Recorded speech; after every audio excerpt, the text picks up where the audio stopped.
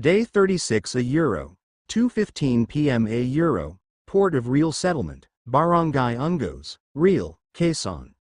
The looming danger on the settlement had passed and the joint forces of the military and the private survivor groups of the settlement succeeded in defending the settlement. There were casualties, but this was inevitable. Everyone was aware of the danger every time they confronted the infected, and deaths were expected. Due to the circumstances this time, the military would award compensation to the families, relatives or teammates of the people that died. After all, they died to protect the settlement. However, there would be no funeral wake or burial for the deceased. That thing was a total luxury at this time of chaos. The dead bodies will be cremated either joined or separately, and the most that the people the dead left could do was to gather together as they spread the ashes over the sea. As for keeping the ashes, only a few would do so. Most people here had no permanent houses and only lived at the places designated for refugees. They did not even have anywhere to store their food securely, not to mention the ashes of the dead. In the time of crisis, just keeping a small memento from the dead would do. Even if the settlement was already out of danger and the intense battle against the horde was finished, the work of the joint forces still had not ended. Most of them moved around the area of battle, securing that there were not a single infected from the horde that managed to escape and loiter around the area. Different from the previous circumstances, however, the people were more cautious this time. It was because of the existence of the parasites that appeared and the possibility of the parasites taking humans as hosts. Not known to them, Mark had already taken the last parasite from the horde and the rest were all dead from the battle. Most of them died from the combination attack of needles and electricity, while the remaining sacrificed themselves to enable their queen to escape. While there were people searching for the parasites and possibly remaining infected in the area, there were those that were bashing the heads of the bodies of the mutated infected open and searching their brains for something. Most of the people searching were from the groups of evolvers and mutators. If Mark was still here, he would surely know what they were searching for: the black pebbles on the heads of some of the mutated infected. Normally, no one would do such grotesque work of rummaging around brains of former human beings, but they had to. After all, the pebbles that the scientists called Mutagen stone were highly sought by the military and could fetch a good price due to its rarity. No one knew why the military wanted these stones, but no one cared too much for the reason as long as they could exchange the stones for a good amount of weapons, food or credits.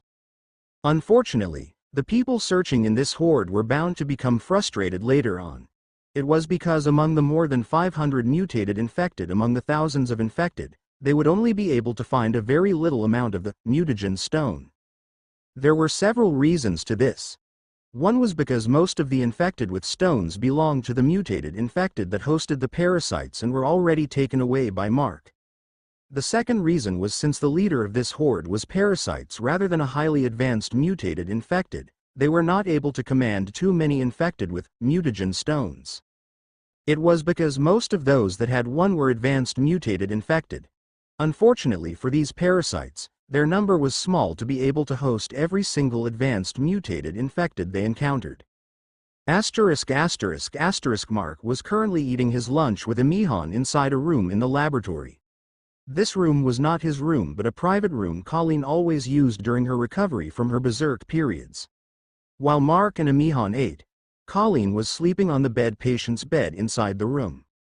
Even though there was a bunch of monitoring apparatus inside the room, they were not turned on since Colleen was just asleep. Yes, this time, it was Colleen and not Carla. After the battle, Carla fell into a sleep state after consuming all her energy fighting the infected. Her appearance reverted into normal, which was Colleen, although she would not wake up for some time. The reason was still unknown to the scientists. Even though Carla could wake up instantly, it was different if the one to come out was Colleen. The scientists could not tell the reason, but Mark perfectly knew why. One reason was because Carla's existence could drain the energy in Colleen's body every time she manifests, which Colleen needed to recover before she could wake up. The other reason was because the shifting dominance with the two consciousness. Even though Colleen was the original consciousness, her consciousness was weaker compared to Carla and it was harder for her to gain dominance over her body. It was quite ironic, but considering that she was a normal human consciousness and the other was a consciousness of a mutator, it was reasonable. It would be a different case if it was just an issue of dual identity with a single consciousness, but the two of them were different consciousness in a single body, which caused the friction about the dominance with the body. And the reason Mark knew all of this was because he was a host of another consciousness before and because of Freed's memories he inherited. It was just in Mark and Freed's case, Mark remained dominant due to the fact that he was an empath. If not, Freed would be able to take over his body anytime without consequences. At the floor of the room, 6 blood children were playing. The 3 he had just received had already recovered at the same state as Crimson, although they still could not move like Crimson and Oracle. It was also the same for Ivy, and the 4 could only move around by dragging their bodies on the floor. Still, their slow movements did not stop them from playing around like normal children, although if their ages were considered, all of them were total infants. As for the caught parasite queen, it was still in the cage beside Mark. Although it was not crashing its body on the screen of the cage anymore, it was still circling around the cage, finding a way to escape. If not for the fact that Mark could not sense a consciousness on the parasite queen, he would likely think that it was an evolved insect rather than an infected one due to its display of intelligence. Professor Suzuki tried to ask Mark for the infected queen, but of course, Mark shut it down. He was the one who caught this, and he was also interested in this one, not to mention that it was not the first time he kept an infected with him. There was also Jeanette, who was with May and the others right now. Suddenly, there seemed to be a commotion outside the door, and the door was opened. Mark glanced at the open door and saw Joish along with 2 people. Of course, Mark knew them, Alana and Tyson. They were the 2 injured friends of Colleen and Joish. While the battle against the Horde was ongoing, these 2 had already gained consciousness. Still, their injuries were not fully healed. Alana had her head bandaged while Tyson had an orthopedic cast on his arm and obviously needed time to fully heal his dislocated arm. Mark ignored them and continued eating. Obviously, these people came for Colleen. Furthermore, Mark was not really interested in them, especially as people that worked in local showbiz. A shut-in otaku like him would likely not mix in with Ryuju's. However, although Joish was somehow getting used to him, the 2 could not ignore the things inside the room.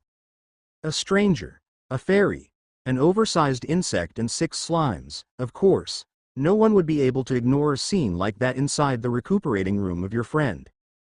Furthermore, Alana and Tyson had already been informed that his person was the one who saved them from the outlaws. Aside from wanting to thank him, they also were little interested in the person that helped them. When the 2 saw that Colleen was still asleep, the 2 turned to Mark. "Excuse me." Alana was the first to speak. "What is it?" Mark turned his head slightly to see Alana and asked. However, Alana suddenly had a strange expression after seeing Mark's face. Although she immediately hid it before she spoke once more, Mark still noticed it. "We heard that you helped us at the highway. Thank you." "Bro, thanks for helping us," Tyson added. "Don't thank me. You guys are just lucky that I needed information." It was his usual reply and turned back to eating. Seeing Alana's expression and being addressed as bro gave Mark a bad impression on the 2. The woman seemed to have an issue with his below-average face, while the man was rather feeling close to call him bro. Seeing that he did not want to talk, the 2 left him alone with strange expressions but did not voice anything negative. They went beside Colleen's bed and surrounded her. Still, for some reason, Alana was glancing at Mark while thinking about something. It was like as if she was trying to remember something. "Ah!" Slam! Alana's shout surprised everyone inside the room aside from Mark, that did not even react at all. Furthermore, she suddenly stood up, making her chair slam down on the floor. Ignoring the surprised faces of Joish and Tyson, Alana suddenly approached Mark. "I remember now. You're Mark, right? We've met several times before." This time, not only Joish and Tyson was dumbfounded, even Mark was the same. He started to think if this woman was right in the head or needed to be sent to some mental institution. After being a shut-in, Mark rarely came out without reason. In a month, He would only come out to pay his house bills or if he needed to urgently buy something. The only exceptions were when he was given commissions for making cosplay props, which gave him a good amount of income for his expenses. It was even more impossible for Mark to meet an actress like her. Mark was not that much familiar with local actors and actresses, but as he was already informed, he finally remembered seeing Colleen, Joish, Alana and Tyson in some passing online articles and local video recommendations given to him by the mainstream video hosting site. He knew that he never met her before with her appearance. Seeing the confusion in Mark's face, Alana went back beside Colleen's bed and rummaged on the bag she had brought. Joish and Tyson watched in confusion about what in the world was Alana doing when she took out a worn-out baseball cap, a pair of sunglasses and a white face mask, and wore them while letting her waist-length hair dangle out of the cap. She had a difficulty wearing the cap due to her head wound and bandage and seemed that it hurt a bit, but she still insisted. Wearing those things on her head, she turned at Mark. "Remember me now? Huh?" Mark stared at her appearance wide-eyed and let out an uncharacteristically odd voice. His surprise had even overridden his blank emotions due to his trade of being a mutator. Seeing Mark's reaction, Alana smiled with glee. It seemed that she also never thought that she would meet someone she knew too suddenly. Her reaction upon seeing Mark's face was not because she had issues with his appearance, but rather, he looked too familiar to her. It was really a twist of fate. To think that the two actually knew each other and that they would meet this way after more than a year of not seeing each other.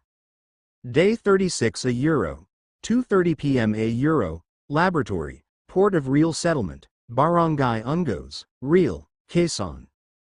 Seeing an acquaintance for the first time after the outbreak started, Alana was in glee. Ignoring the confused reactions of Joish and Tyson, she pulled her chair away from Colleen's bed and sat beside the table Mark was using as he ate his lunch. She started asking about things, but she was also careful not to ask overly personal things. Although she knew Mark and the latter also knew her, they were not really that close. Still, their relation was more than just acquaintances either, due to several reasons. Although Mark did not really want to talk too much, he could not ignore Alana and answered her questions patiently as long as he could answer the question without issues. Back when Mark was still in college, the otaku industry in the Philippines was still in its infancy. Otaku and cosplay conventions were rarely happened with an interval of several months. The best thing about this was that the conventions were only filled with true otakus. People who had passion for this culture, and some of them expressed themselves through cosplaying. In terms of essence, role-playing, quality and creativity, cosplayers back then could be called genuine. After years, however, the culture flourished and conventions happened almost every month. More and more people attended the events that it became too crowded. Yes, it flourished. However, the culture also deteriorated in terms of its soul. Among all the people attending the events, even less than a quarter were true otakus at heart. The majority were those that came for different reasons. Posers, weeaboos and even perverts started attending conventions. Weeaboos were still acceptable, but the attitude of most of them was a turn-off. They behaved and treated themselves as true otakus even in front of the true veterans. There was also the deterioration among the new cosplayers. The essence of cosplaying was gone. There was no role-playing, and it was as if they just wore costumes to impress others. In a sense, fast food mascots were better than them in his regard. Not to mention the circumstances where several cosplayers stepped to stardom and appeared on television and other media. A lot of aspirators flocked in conventions to try their luck and raise their fame through social media. Many of the true otakus and veteran cosplayers stopped coming to conventions due to these reasons and only participated in the events if there was something special going on. Fortunately, there were still those that kept the essence of cosplaying from the new cosplayers, and a certain girl was among them. Her cosplaying was top-notch. Not only her handmade costume was high quality and her weapon props being functional, but she could carry herself well while wearing her costume. She also acted well in portraying the character she was cosplaying. Strangely, however, she only wore costumes of characters wearing masks and never showed her face. It made her stand out from the others that gathered fame by showing their faces. Not to mention that even though she had a social media page, she still never showed her face. All the people that saw her cosplays only knew her by the name Mizuki but never knew her real identity. Unknown to everyone, aside from the clothes, the weapons she had were made by Mark. It all started when Mark decided to become a shut-in after the kidnapping incident with May.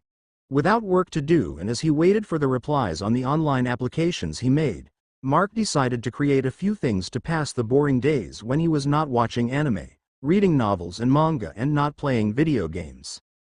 Since his father had power tools left at home, he only procured the materials cheaply from a junk shop. Since Mark was a rather creative person and inspired by being an otaku, his work ended up better than he thought. Who knows what had gotten into his mind, but he took pictures of the functional weapon he made using metal pipes, rubber sheets and metal scraps and posted it in an otaku group online that he was a member of. He was mostly a lurker in that group and rarely posted, so the other members were also not that familiar with him. Fortunately, his creation gained a positive feedback. Unexpectedly, he received a personal message, and it was from Mizuki, who asked if he could make her a prop for her next cosplay and she would pay for it. Who knew that Mizuki was also a lurker in that group he was in? Since Mark had no work and needed money, he accepted it. After a month, he met Mizuki in a mall to hand over the weapon prop, and she was wearing a baseball cap, a pair of sunglasses and a face mask. Mark was not surprised with it, as Mizuki was a known cosplayer for not showing her face. Mizuki was very satisfied with Mark's work and even gave more than the amount they agreed on.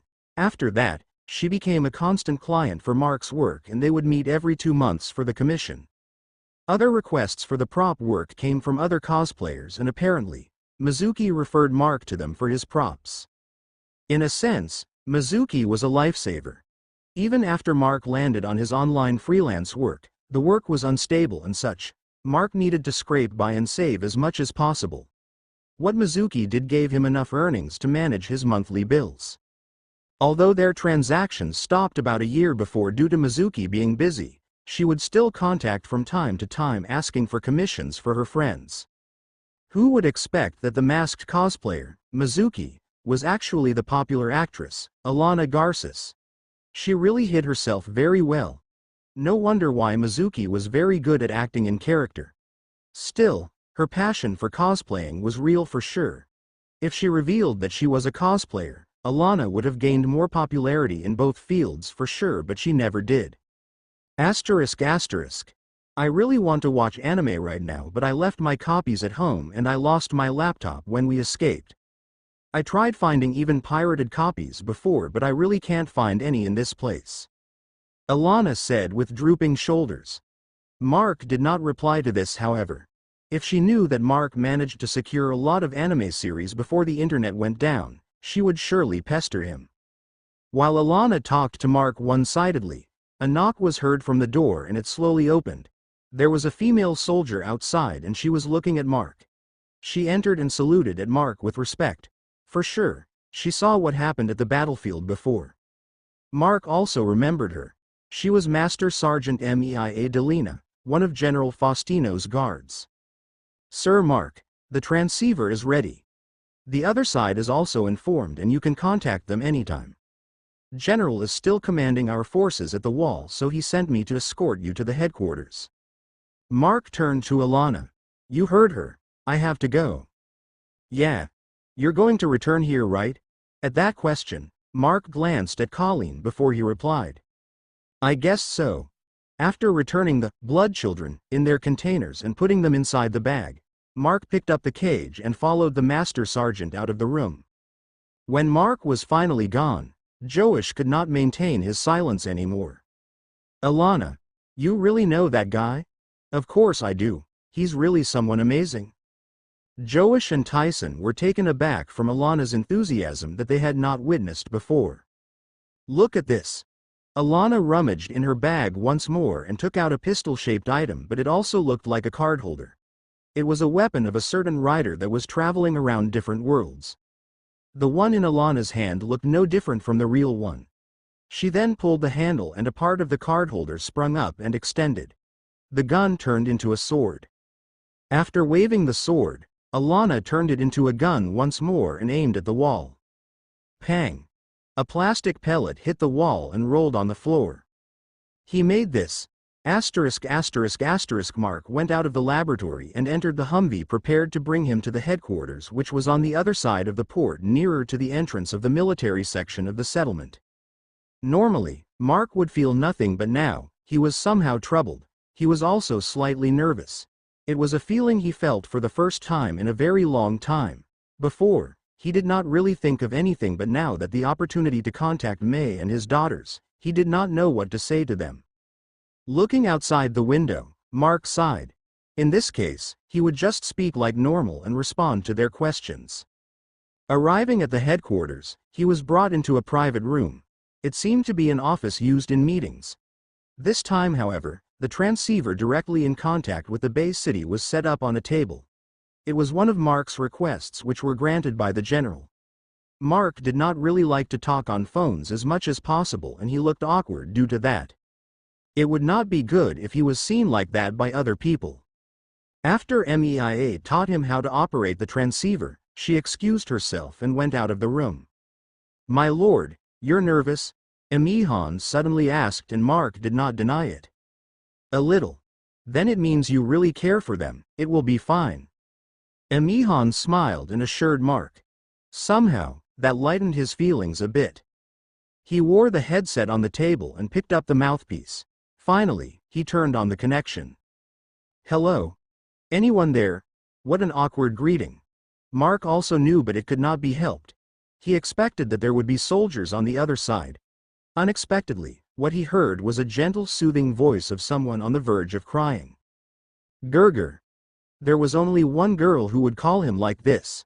Unknowingly, Mark relaxed and he let out a gentle smile that even Meia was surprised to see. "Mayor.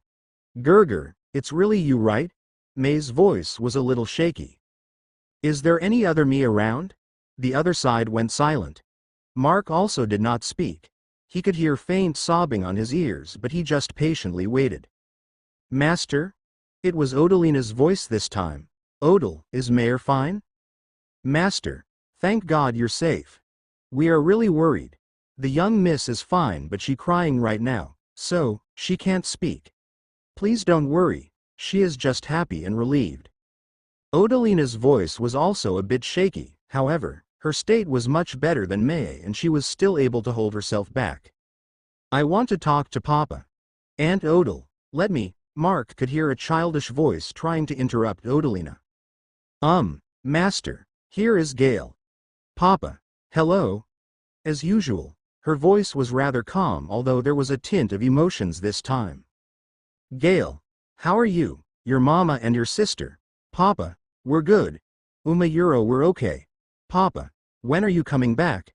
We really miss you, Euro." Click.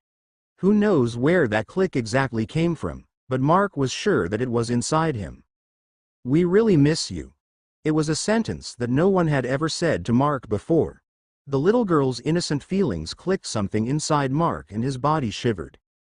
Meia stared wide-eyed at her lord as he forced his reply. "I miss all of you too." Water drops fell on the floor of the meeting room. It seemed like the roof of the headquarters was leaking. Day 36 Euro. 2:47 p.m. Euro. Meeting room, military headquarters, Port of Real Settlement, Barangay Ungos, Real, Quezon.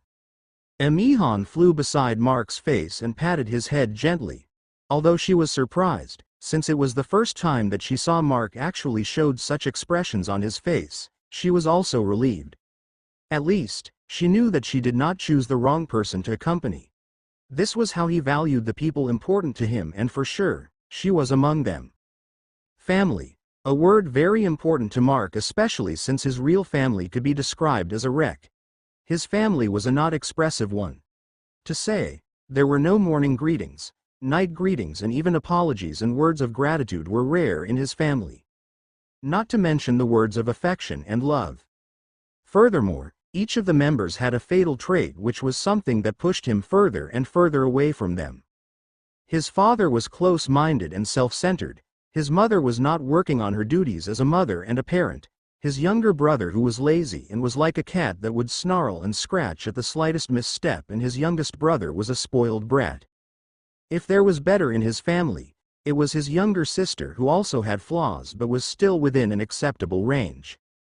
Thus, he really never felt the warmth of a family even though he had one. Although it was bad to say, his life even became peaceful after they left. He now had a family of his own. With what it was going, it seemed that it would end up as his ideal one. Because of that, he could not help but feel the desire to meet them as soon as possible. Still, he had things to do. For now, just being able to hear their voices gave him the joy and motivation he needed. Ignoring the time, Mark and May started to talk and narrated their experiences after Mark separated from them. Still, even though Mark had nothing to hide from May and Odalina, he hid a lot of details, and it seemed that May and Odalina also understood the reason. They were currently using a military frequency to communicate, and the possibility of being wiretapped was very high. Still, it did not hinder both sides from enjoying the talk, but Mark was scolded when he narrated the events that happened after he lured away the stone-clad woman and the frog-headed infected. May said that he was too careless, but Mark gladly accepted her scolding. When May told their experiences in the settlement, he felt proud that they were also getting stronger and a bit sad that he was not there to watch them improve. Hearing that they were experiencing some harassment and annoying people were repeatedly trying to recruit them, Mark felt angry. Still, he was glad that General Perez and his entourage did not shirk their promise and took care of May and the others. It was a nice time, but a problem came up, however. By the way, where's Iola? Mark asked. The time Mark spent with her was not even a whole day, so he understood if she was not as enthusiastic as May and Gale, but it was bad if he neglected to talk to her. Gerger, wait, she's here. When the little girl spoke, however, euro. You majest a euro, not that a euro, Papa? Mark sighed hearing that. For sure. Iola was suffering from identity problems. Her first address, even though she immediately cut it off, was for sure the address Keeper used when greeting Freed. It was not new to him that Iola was the inheritor of Keeper, since Freed mentioned it before. Iola inheriting Keeper's powers and part of her memories was not the problem. The problem was the timing that she woke up the memories, and it was when she lost her own. Without Iola's past memories, it was as if she received Keeper's memories as a replacement. Although she knew that she was not Keeper, it would still cause confusion like what happened just now. Iola, are you having trouble with your memories? Mark asked, and Iola on the other side seemed to hesitate before she replied. Yes. Then, just wait a little more. When I return, I'll try to fix that. Yes, a euro. Asterisk half hour. 1 hour, 1.5 hora euro. This was the longest time Mark had spoken with someone on a communication device. Normally, he stayed away from this since he could not judge what the other side was exactly feeling and thinking, but this was different this time. May would not hide anything from him, and he was sure of that even if he had to bet his life. Still, the good times had to end soon. Not only that they were using a military frequency and equipment, but both sides had things to do. Even if they wanted to spend more time talking, they could not. At least, the farewell this time was not a bad one. Gerger, we'll be waiting for your return. Papa, bye-bye. Papa, bye. Master, rest assured. I'll take care of everyone. All of you take care of yourselves. Wait for me, it won't be long. Asterisk. Mark tidied up the equipment and stood up to leave the room. This time, he felt lighter, not just his body but also his mind. You really took your time, huh? Someone spoke after Mark went out of the room. He already knew that there was someone waiting for him outside, but he still ignored it. After all, the guy outside was someone really annoying, the mercenary, Jones Galley. It's not like I'm given a time limit, right? Jones scratched his head. Although that was true, it was very unlikely for someone else other than Mark to think of hogging a military communication line for almost 2 hours for private use. By the way, why are you here in the first place? Huh? Do you really hate me that much? It sounds like you don't want to see me. Jones drooped his shoulders as if he was crestfallen. However, Mark just stared at him with a cold gaze. It was just an act. Mark would not fall for it. Seeing Mark's gaze, Jones stopped acting. All right. All right. The old man told me to fetch you since there's going to be a meeting. The military officers and the private groups that joined the defense against the horde earlier are invited. Of course, you're included. Then, count me out. Mark started walking, tracing back the way he took when he arrived here. Of course, Jones hurried to catch up. Wait. You really need to attend this. And why? Mark asked, but he did not stop walking. The general needs you at the meeting. Since many people saw your display in the middle of the horde, they're thinking that we are hiding someone powerful, but we neglected to help the people fighting in the front lines. They're saying that due to that, many died. That's not really my problem. I'm just hired to do help with Colleen and do something about the strange group of mutated infected, not to babysit people. We know that, but most of them won't believe if you're not at the meeting. At least, we need you to confirm our statement. Still not my problem. Jones became troubled. He decided to draw his trump card. That red lizard in the laboratory. The old man thinks that you might want it since you seem to have interests in strange creatures and animals. If you attend the meeting, along with your contribution in the horde, the old man will agree if you want it. Mark finally stopped walking and turned to Jones. That's still not enough. Jones became troubled once more. What else do you want? That regeneration medicine. As many vials as possible. Scratching his head, Jones sighed. I can't decide that one. Let's go to the meeting and ask the old man. Finally, Mark nodded. With Jones in the lead, Mark went out of the headquarters and entered the Humvee prepared outside. Day 36 a euro. 4:39 p.m. a euro. Ungos National High School, Port of Real Settlement, Barangay Ungos, Real, Quezon. It was one of the largest landmarks in this settlement, the Ungos National High School. Although most of the rooms in the school were being used as dwellings for the refugees, there were several areas dedicated to different activities. One of such areas was the trade post where survivors and refugees could trade things not only to the military but to other people. There was also the request boards where the people could post things from looking for an item to searching for people. Still, most of them were free requests for people with big hearts, as most refugees would not be able to pay anything with their minuscule amount of belongings. This was one of the places the people who earned credits in the settlement could spend theirs. Right at this moment, the school's open multi-purpose hall was filled with people who had also drawn the attention of the refugees living in the school. There were a lot of soldiers, so the refugees did not create much ruckus, but it was different from those inside the hall. The people seemed to have a very impatient mood at this moment for some reason. The refugees outside the hall could recognize some of the people inside. After all, being stronger and being able to fight the infected would surely attract such popularity and impression from the common populace in the time of the apocalypse. To say, many refugees knew about the mutators and evolvers in this settlement. The general and the officers of the military, together with Professor Suzuki and his assistants, sat in front of the hall with troubled faces. Since the start of the meeting had been delayed already for almost an hour, it was normal for these people to become impatient. However, they could not do anything since they were waiting for someone. "General, shouldn't we start already?" Captain Garcia whispered to General Faustino. The general looked at the captain before he panned his eyes towards the people who were getting impatient and could not help sigh. Although these people were still behaving since the leading figures of the military were here, it was still bad in a sense if this continued. He had already sent Jones to fetch Mark, who should be currently communicating with his group in Bay City. Since he saw Mark's behavior, it was not hard for him to judge that Mark was not the type of person that would attend this kinds of troublesome matters. As such, he prepared a few conditions that Mark would likely accept. Still, he could not believe that Mark was taking too long in that room. Jones had already contacted him through the radio and Mark was still not done. However, they could not delay the meeting anymore. "Captain, you start the meeting." "Yes, sir." Captain Garcia stood up and went to the front.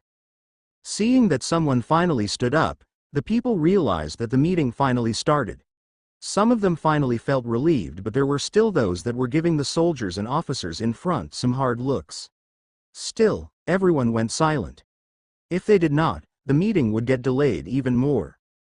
Everyone, good afternoon. Captain Garcia spoke on the prepared microphone.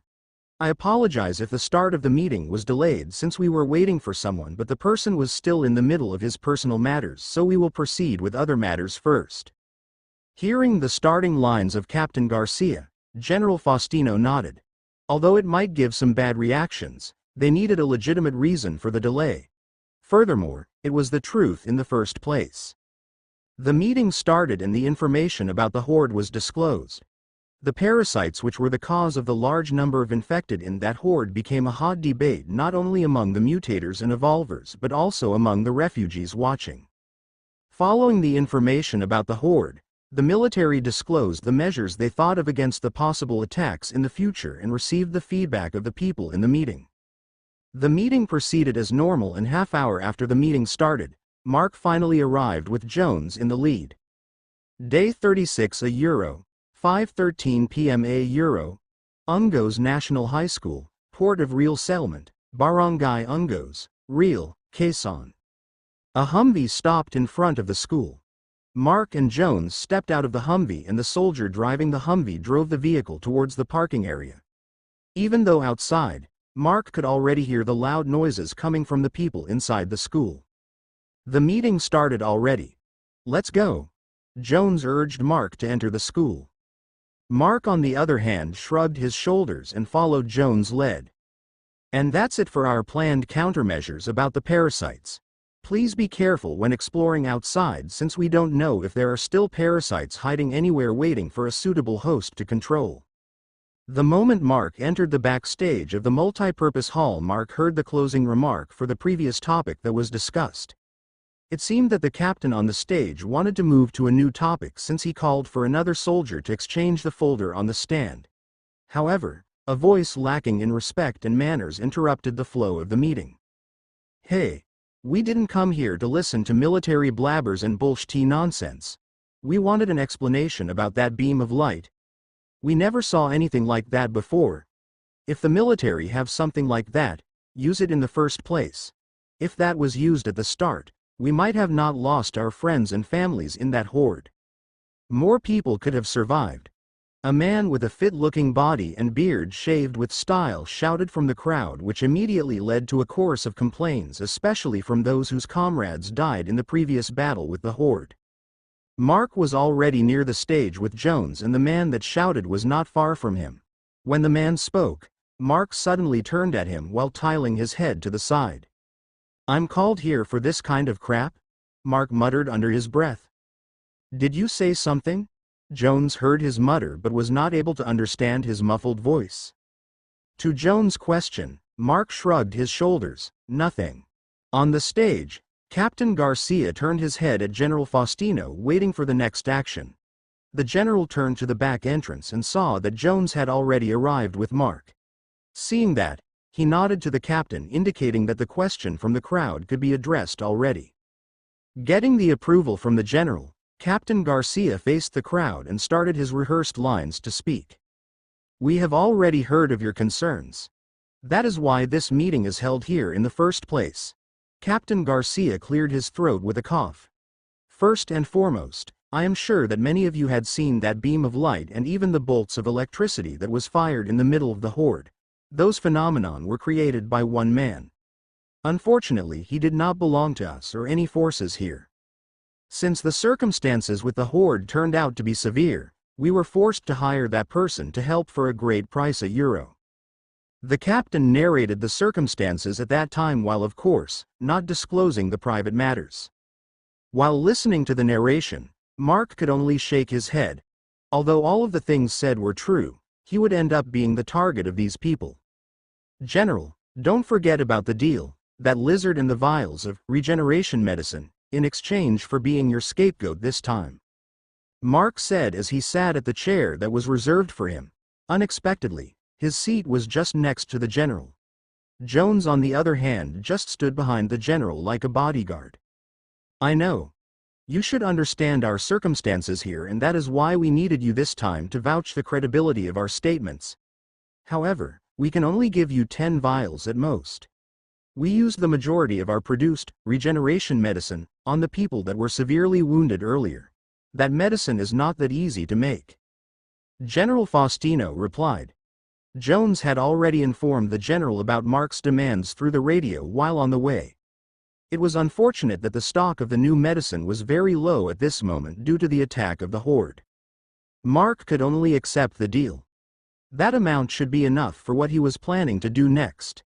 The most important thing was that he was able to get his hands on the lizard he wanted. He also knew one thing: the amount of regeneration medicine produced was little, not because it was very hard to make but because of the materials needed to make the medicine. Regeneration medicine. It was a medicine that could be used to activate and enhance the emergency and healing ability of the one that was going to drink it. If the wounds were shallow, although the medicine could not heal the wound instantly, at least, the bleeding would be stopped and it would heal in no time. In case of emergency, it could save lives, like how Colleen did when Alana was in danger due to her injuries. Unfortunately, the amount of the medicine that could be consumed in every 24 hours should be a vial at most. Consuming more than that could cause side effects, which the mildest was body pains while the worst was loss of consciousness that could last up to several days. After all, the medicine was too potent to be consumed in large amounts. Although the components of the medicine were a secret to others aside from the military officers and the laboratory scientists, Mark knew the two most important ingredients of the medicine. The first ingredient was the blood of an evolver or mutator with regeneration as main ability. As for the second, it was the Mutagen stone. Mark knew this because his main ability as a mutator was his blood, and he could detect the energy of the Mutagen stone in the medicine. Due to the rarity of Mutagen stone, the production of the regeneration medicine was very low. Mark turned his sight towards the crowd. It seemed that they were starting to get more and more unruly. Excuses. I'm sure that all of the bullshit you said are excuses. The same man from before shouted, causing the chorus of curses and complaints from the crowd once more. Captain Garcia did his best to talk against the accusations, but it was not working. Rather, it was gathering the ire of the crowd even more. Time for me to stand up, right? Mark asked the general. Please. Shrugging his shoulders, Mark stood up and walked beside the captain. He really hated to stand in front of crowds, but he needed to end this farce. Luckily, he was not even feeling nervous right now. His trait as a mutator came in handy at times like this. Thanks for the hard work. Leave this to me, Mark said to the captain, which struck the latter speechless. Still, he stepped back, letting Mark take the spotlight. The people were too noisy, however, which made it hard for Mark to speak clearly. In that case. Hey, you imbeciles. Did all of you come here just to make noises? Mark spoke in a high and mighty tone that was surely looking down on all these people here. Of course, many of the people were infuriated and started cursing. Just who the F***ck are you? A man shouted. All of you are here to complain about me, but you're actually going to ask who am I? Mark replied, and to stop the doubts of the people and avoid further questioning, he fired a small laser beam on the floor. He had already hid the photokinesis mental crystal on his palm before he stood up and made it look like that he fired the beam from his right index finger. Seeing what he did, the crowd finally fell silent. Good. Mark said with arrogance. I'm here to say that what this Guya Euro, he pointed at the captain behind him with his thumb over his shoulder. A Euro said are all true. A woman then stepped out from the crowd. If you have that power, why didn't you help out fighting the horde from the start to finish? Did you know what many died? If you helped, then there are many people who should be alive if you did. Why should I? Mark replied, which caused surprise within the crowd. He then continued. Let me ask a few questions. Do all of you live here? Do all of you have family or friends here? Those questions caused quite a plethora of emotions from the crowd, which did not escape Mark's perception. In that case, guarding this place even to your death is the duty of all you people, since you live in this place. When this place is gone, what will happen? The deaths of your friends and comrades are justified, and it is to protect the place you needed to protect. Don't tell me that their deaths are in vain. That didn't answer her question at all. The man from earlier stood beside the woman and shouted. What? I don't even live in this place. I don't have a family here or even friends. If there's nothing in for me, why should I help? I'll tell, but the price to hire me is steep. Hearing the last sentence, the officers behind that knew the circumstances bitterly smiled. Mark's words struck quite an amount of people. It was the place they were living and they needed to protect it for various reasons. Mark, who had nothing to do with this place, had no reason to help at all unless he wanted to be viewed as a hero, but with what Mark was acting right now, that was very unlikely. Murmurs from the crowd could be heard and the determination of these people was wavering. Unknown to them, there was a faint red light on Mark's eyes that was being hidden by the bright light in the hall. Emotion induction. Mark was not holding back at all. While he was speaking, he was already concentrating on expanding the range of his empathic ability and was influencing the emotions of the people around. At this moment, Mark was satisfied as he was getting the result he wanted. It was then that he turned towards the two people that were most active in this farce. Those two were also having complicated expressions right now due to the unexpected wavering of the crowd. "Hey, you two." Mark spoke in quite a louder volume which took the attention of everyone as he called the woman and the man. You two had been active since earlier. What of it? The man spoke bravely. No, it's just strange. Mark scratched his head. If the reason for this farce is because many died, the people who had their teammates, family or even friends that died should be the ones leading this mess. Why are the two of you who had nothing to do with those dead people leading this and instigating everyone? Boom. A plethora of reactions appeared on everyone's faces, including the officers. The two people in question wanted to retort, but Mark cut them to the chase. Spies from Death Valley sure are courageous to stand out in front of the crowd, aren't they? The expression of the two changed. With tacit understanding, the man transformed into a werepanther while bat wings sprouted behind the woman. The two then rushed out of the hall trying to escape. Catch them. Don't let them escape. The general bellowed and moved the soldiers. However, they were already a step late. Mark had already vanished from his spot and appeared in front of the flying woman. The woman was shocked to see Mark appear and did not able to react. She was struck unconscious by Mark and fell to the floor. Mark then turned towards the escaping man and pointed his finger. A laser beam about the size of a pencil fired and struck the man on his right thigh. With a hole on his thigh, the man still did not give up and used his arms to run with 3 limbs. However, in the middle of his run, his body was struck by a high voltage of electricity and his body was paralyzed. He fell unconscious soon after. With Mark's help, the farce was ended peacefully and the instigators that were spies from Death Valley were caught alive. Day 36 Euro. 6:02 p.m. Euro. Laboratory, Port of Real Settlement, Barangay Ungos, Real, Quezon. Mark returned from the meeting even though it still continued even after the spies were caught.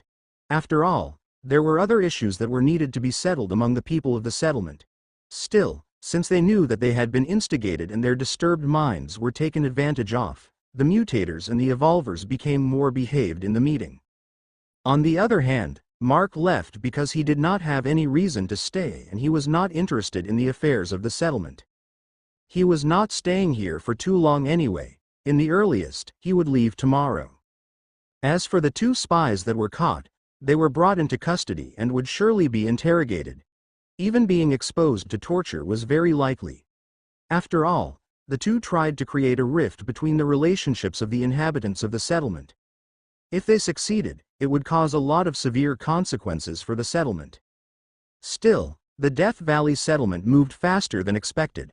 For sure, the news about the horde had already reached them and a plan was devised as soon as possible to take advantage of the aftermath of the event. They even utilized 2 of their planted spies here in the settlement. How did you know that those 2 were spies? That question was raised by Jones before Mark left the meeting. This question was also inside the minds of the officers and the soldiers in the meeting. And the answer to that Euro. I don't. That was his answer that took the people around by surprise, which made Mark explain further. Don't you think that it's odd that those 2 kept on instigating the crowd? That's why I started probing. If I'm wrong, then I am. However, I hit the bull's eye there. Mark's point was reasonable to some extent and the people hesitantly accepted his explanation since he did not talk further. However, while Mark's statement was half true, the other half was pure nonsense. It was true that he was not sure about the two being spies, but that was not the reason he probed them. While Mark was talking about the duties of the people to defend their current home, families and friends and about those who died, the majority felt hesitation, acceptance and sadness to the truth about their dead comrades. However, the two spies felt anxiety as they saw the determination of the crowd waver, a kind of anxiety when the happenings around them started to stray away from their plans. Still, the two revealed themselves too quickly after Mark pointed out his assumption. It led to Jones speaking with ridicule. Amateurs. That was right, the two behaved amateurish after Mark said that they were spies. It was the very likely reason why the big guys in Death Valley sent the two for this mission. Jones as a mercenary did espionage missions from time to time and knew the routine of spies. Professional spies would not reveal themselves unless they were cornered, which was not the case for the two this time. Furthermore, professional spies would not do such missions that would reveal themselves unless they were tasked to bide time for other things, which was also not the case this time. In other words, the two were disposable pawns and the two did not even suspect it. Bringing Mark at the meeting despite the steep price was the best thing the officers had done in a while. With Mark revealing the two spies, the troublesome events with the Horde finally came to a close and the settlement were saved from the worst outcome. After all, even if Mark's statements closed the issue, there would still be a rift in everyone's hearts that would be hard to mend if the spies were not discovered. At the first floor of the laboratory, Mark stood in front of the room labeled as Containment Room A10, the room where the evolved lizard was contained. No, to tell the truth, it looked more like a snake that grew legs. Still, there was no doubt that it was a lizard due to its body shape. However, what caught Mark's attention about this lizard was not its appearance or just because the idea of creating a dragon came into his mind. It was because he was able to feel that this lizard actually had a high level of intelligence. Compared to other animals in the laboratory, its emotions was more concentrated even at a higher level compared to the grebe he caught with Emihan. In this case, taming it was not impossible. The question, however, was how. Mark already had several methods to try, he was just waiting for the things he needed. Beside Mark was the same female soldier that escorted him to the headquarters earlier. She was the one in charge of escorting him once more since the general made Jones stay in the meeting. The other person that accompanied him back was Professor Suzuki, who had the authority in the laboratory for the things he needed. Right now, Professor Suzuki personally went off to get the payment for Mark, which was the regeneration medicine, which was what Mark also needed to tame the lizard. It did not take long and Professor Suzuki came back. However, he had more people in tow. All of them were scientists and soldiers except for 4 people. Mark! Alana shouted while waving. Her enthusiasm was really something. Colleen, who had already woken up, looked fine, but she seemed to have things troubling her as she looked at Mark. On the other hand, Joish and Tyson looked like tagalongs with the 2 men walking behind the girls with awkward expressions. "Just why are all of you here?" Mark asked. "We heard that something interesting is going to happen, so we came along." Alana answered, which made Mark turn to Professor Suzuki. It seemed that they deduced that Mark was going to try and tame the lizard. Considering the facts, it was not surprising either. Mark had the blood children with him that was obviously tamed, while he wanted the lizard despite the fact that there was no way for him to transport or contain a lizard about the size of an alligator. Unless Mark tamed it and it was willing to follow him, like how it was with the blood children. "They are saying that you're going to tame it, is that true?" Mark shrugged. "I don't know. Let's see what will happen first." With the professor in the lead, Mark entered the room with everyone. Inside, the room was divided into 2 parts. The smaller part had devices and apparatus used by the scientists in studying the lizard, while the larger part contained the large metal cage. Looking at the cage that was not painted but had a dark shiny color, it seemed to be not just some ordinary metal.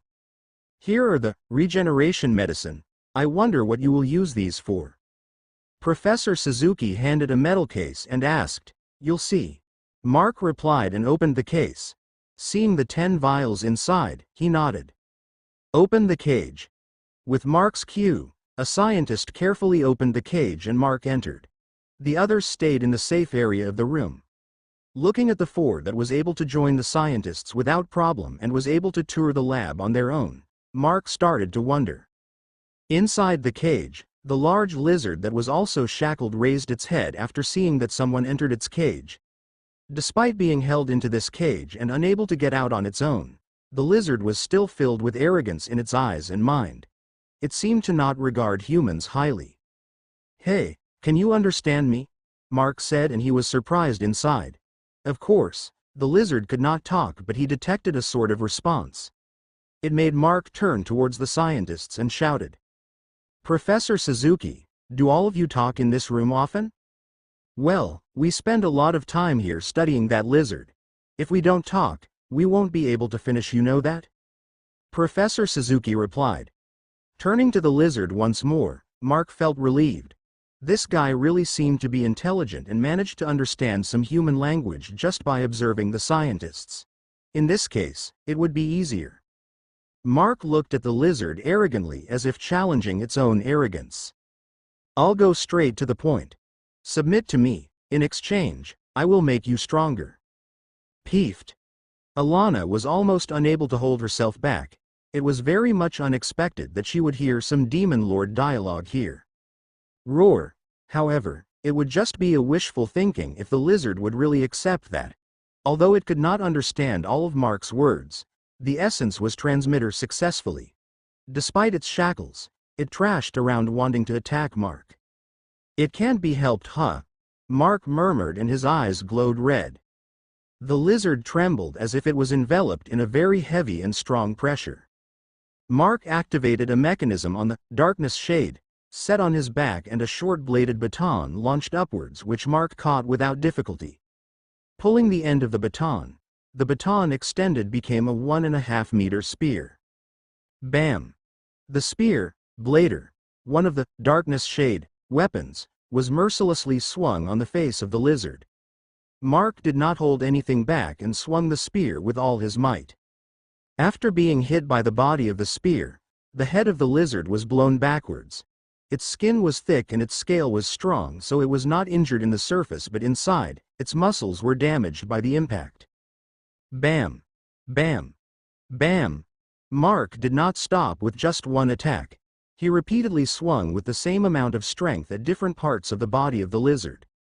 The lizard tried to roar and resist many times, but when it tried, its face was struck mercilessly. Outside the cage, the scientists were slack-jawed along with Colleen, Joash and Tyson. This was not taming. He was going to kill the lizard if he continued bashing it like that. They could even see that the skin of the lizard started to crack and bleed. Fortunately, its scales were still intact. On the other hand, Alana seemed to have a different idea about what Mark was doing. However, she could not remember and was trying hard to. The lizard fell on the floor writhing in pain. Do you submit now? Mark asked, and he was targeted with a resolute and prideful stare which made him shake his head. He then took out 1 vial of regeneration medicine and forcefully poured a quarter of it on the mouth of the large lizard. After a minute or two, the lizard started to heal. Anthena Euro.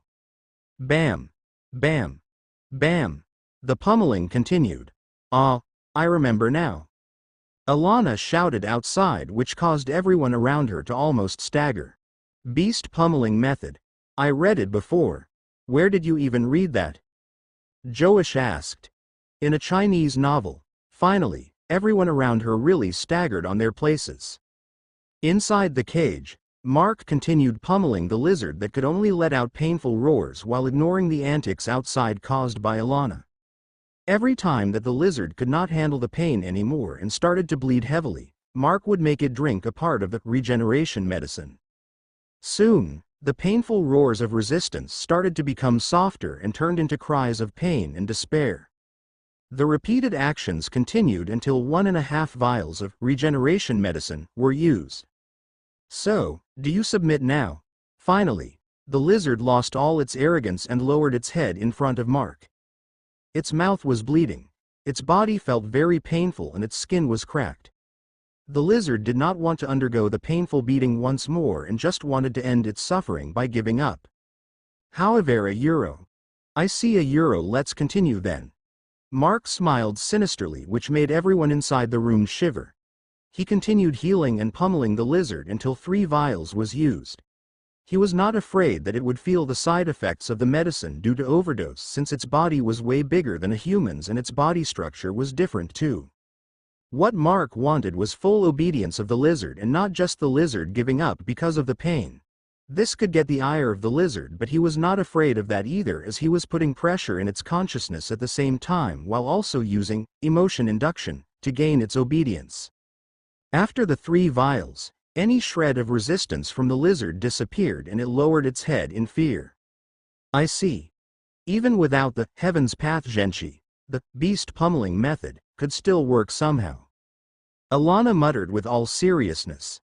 Day 36 €, 8:02 p.m. €, unused warehouse, port of real settlement, Barangay Ungos, real, Quezon. The red snake-necked lizard about the size of an adult crocodile had totally submitted to Mark, which caused quite a stir in the hearts of the people watching, well, except for Alana. It was out of the norm but not totally unexplainable by science, that is, if they knew the whole method Mark used. To them, the only visible thing was that Mark pummeled the lizard into obedience while Mark had his eyes glowing. The glowing eyes of Mark were not new to the scientists, since there were also other mutators that exhibit such characteristics when using their abilities. A great example was Colleen in her berserk state. Due to that, they seem to have thought that Mark's glowed to enhance his strength, since the lizard should not be hurt with normal attacks due to its strong body and hard scales. It would be unknown to them for quite an amount of time that they were totally mistaken. They were right that even Mark would have a hard time damaging the lizard if he attacked it normally, but Mark did not. He aimed at the roots of the scales where the defense was weakest. That were why he was able to hurt the lizard as much as possible. As for the obedience of the lizard, it was all thanks to the combination of pummeling the lizard and his emotion induction. Simple creatures, animals were like that. Animals, even if they were smart, relied on their instincts in most situations, and most of their instinctual reactions came from their experiences. This time, Mark filled the subconscious of the lizard to obey while ingraining an unforgettable experience that it would remember for a very, very long time. After the lizard submitted, Mark asked the scientists to release the shackles on the lizard, but of course, no one would try to. In the end, Mark took the key and personally let the lizard go. Since it was time to go out, Mark made the lizard follow behind, which it obediently did. It looked at the people around, since it usually attacked humans and infected before, but with a single glance from Mark, it behaved. Since the lizard was his already, it should not stay inside the laboratory, and thus, he asked his current escort if there was somewhere he could make the lizard stay. After communicating with the higher-ups, he was directed at the current place, an unused warehouse that was planned to be renovated in the near future. Before leaving the laboratory, he took back his things and Amihan, who was waiting in another room with the blood children. He made them stay here since the time he left for the meeting, since things could go awry with the activities he did previously. Now that he was done with almost everything, he only needed a secluded place to stay with the lizard, and he planned to leave for tomorrow. The only thing left was the problem about Carla, but that was for Colleen to decide. When Mark left the laboratory with Sergeant Delina, who guided him towards the warehouse, and the crocodile-sized lizard following behind them, they became the center of attention. Although all of the soldiers and personnel in the military section tried to stay away due to the fear of the huge lizard, it did not stop them from looking.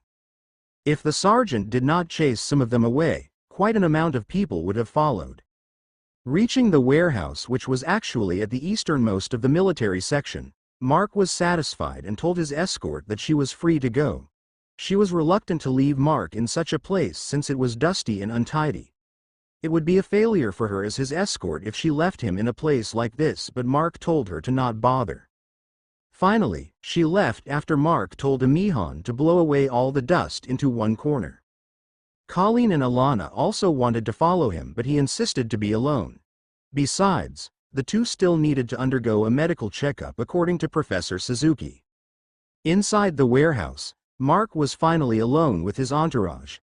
Mark securely closed the doors and checked if there were other places that could expose what was going to happen, but it was a needless action. The place seemed to be a small warehouse for frozen goods, and as such, it only had 2 entrances and no windows. Emihan, stay at here for a bit. Okay. Mark placed his backpack at a table near the entrance and released the blood children, and made the 6 behave and watch with Emihan. This time, they were to witness history. Well, sort of. It was not because a dragon would finally exist in flesh, but because it was actually the first time Mark was going to do this. It was to turn something into a mutator using a physical crystal, housing someone's mutator ability. With a flick of his hand, a pale purple crystal floated in front of Mark. There was a glowing orb inside the crystal that had a fiery red color. After grabbing the crystal, he approached the lizard that was at the center of the room, watching Mark's every movement. It was obvious that it was afraid that Mark would beat it once more. Mark extended his right hand, making the lizard flinch, but it opened its eyes when it felt that his master was only tapping its head like he was petting a pet. Although being treated as a pet should have infuriated it, it was more afraid of not being treated as one by Mark. I said that I will make you stronger if you submit to me, right? The lizard was confused. Although it understood the words, since most of them had been used by the scientists a lot of times when studying it, it could not fathom how his master was going to do it. Open your mouth. Confused, the lizard absent-mindedly followed Mark's instruction. It was already late when it noticed that Mark threw something into its throat. Hot, painful, weak. These were what the lizard felt after it swallowed the crystal Mark put into its mouth. It stared at its master with askance. It already submitted to him, but what did it do to undergo this kind of torment? Unexpectedly, it felt a little lighter. When it looked at Mark once more, it saw his eyes and hands was glowing white, and he was pressing his hands on its head. Master's hands felt comfortable. The lizard thought as his askance vanished. It thought that its master was torturing him, but when he tried to make it feel better, the misunderstanding was cleared. Finally, unable to bear the feeling in its body, the lizard fainted. Even after the lizard fainted, Mark continued to channel the white energy into the mind and consciousness of the lizard. He already expected this outcome. Even with just the empty crystals, the process of turning a person into an evolver was already painful. For sure, turning one into a mutator was way more severe than that. After all, becoming an evolver was just getting their current body enhanced, while turning into a mutator was changing one's body from its roots and genes. It took more than an hour before the condition of the lizard became stable. However, Mark was drained of his mental energy since he continuously aided the lizard all since the start. Since the lizard was finally stable, Mark could finally stop the aid and return to the side. My lord, are you okay? Emihan immediately flew towards Mark when he returned. Although Mark looked fine physically, his countenance looked pale. I'm fine, don't worry. I just need to rest a little since I used too much mental energy. Mark replied and caressed the head of the worried sylph gently. He then looked at the unconscious lizard curled in the middle of the warehouse. It seemed that it would take a while. In the worst case, he would spend another day here. Since turning a person into an evolver took several hours, it would not be surprising if turning a huge animal into a mutator would take longer. In that case, he decided to rest since he had free time to spare now. He found an empty cardboard and folded it inside out to serve as his bedding. Fixing the cardboard next to the table, he removed the darkness shade set from his back and lied down using his bag as a pillow.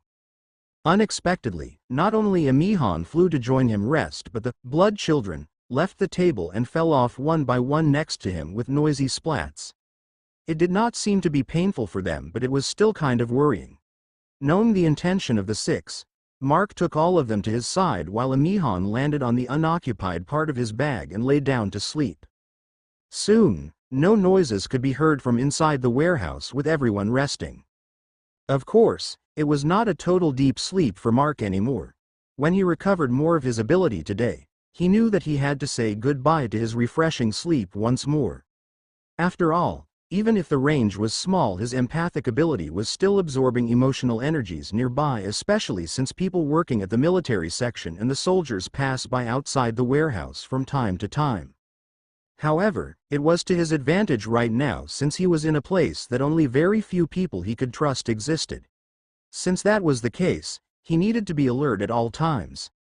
Not to mention that even if he had beaten the lizard into obedience, there was still the minuscule chance of it retaliating. He could never let his guard down. Day 37 €. 6:15 a.m. €. Unused warehouse. Port of Real Settlement. Barangay Ungos, Real, Quezon. Fortunately, the night passed peacefully. It seemed that also the officers took Mark's rest time into consideration and no one came to knock on the warehouse during the night. Early in the morning, however, there was a pair that stealthily broke into the warehouse. "He's really sleeping," one of the two whispered.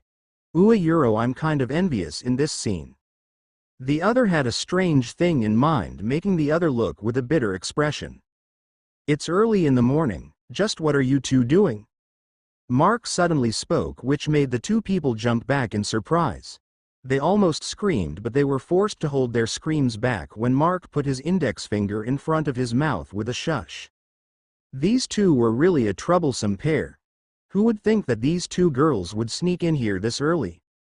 "So, Mizuki, Colleen, just what are you two doing here and how did you two come in?" Mark asked with a stern expression after he stood up. To his question, Alana took out and dangled a key in front of Mark. "I used the master key of this warehouse. We came here since Colleen have something to talk to you." Colleen seriously nodded, hearing what Alana said. Her eyes now were clearer compared to her expression last night at the laboratory. It seemed that she finally decided. However, before Colleen's business was concluded, Mark posed a question to Alana. It had been bothering him since yesterday. "Wait, Mizuki.